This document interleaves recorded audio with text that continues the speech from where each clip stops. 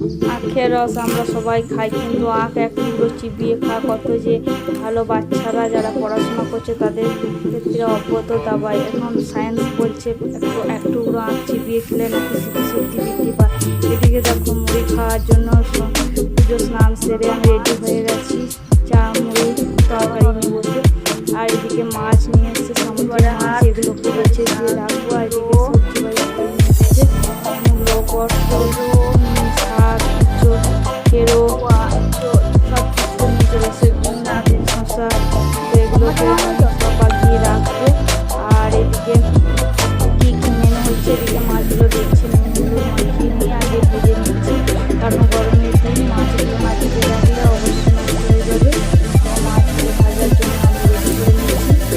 এগুলো কি মাছ নাম জানি, অবশ্যই জানলে বলবে। তো এদিকে ভাত রেডি হয়ে গেছে, দুটো বেরো নিচে শাক ভাজা হবে, শাকটা নিয়ে নিয়েছি। এদিকে জিরে শুকনো লঙ্কা করে দিয়ে শাকটাকে শাকটা হতে থাকবে। সেই সময় আমি একটু দিচ্ছি নিরামিষের দিনে, অবশ্যই আমার জন্য নিরামিষ করি, বাড়ির সকলের জন্য আমিষ। আর এদিকে আমি শাকটা ভাজা করবো না, একটু তিল পোস্ত দিয়ে শাকটাতে দেবো, কারণ এরকম করে শাক খেতে খুবই ভালো লাগে। তিল পোস্ত দিয়ে শাক খেয়েছি অবশ্যই বলবে। আর এই শাকটা খেতে অবশ্যই দারুণ লাগে, অবশ্যই একবার হলে ট্রাই করে দেখো। এদিকে কড়াইয়ে তেল বসিয়ে দিচ্ছি, মাছের ঝাল হবে।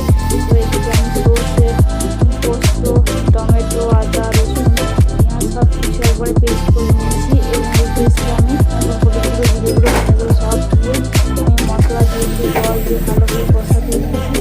এগুলো একটু কষানো হয়ে গেলে তারপরে হয়ে গেলে মাছগুলো দিয়ে নাড়াচাড়া করবো। এবং শুকনো রাখবো, খুব ঝোলও রাখবো না, খুব শুকনো রাখবো না, দেখতে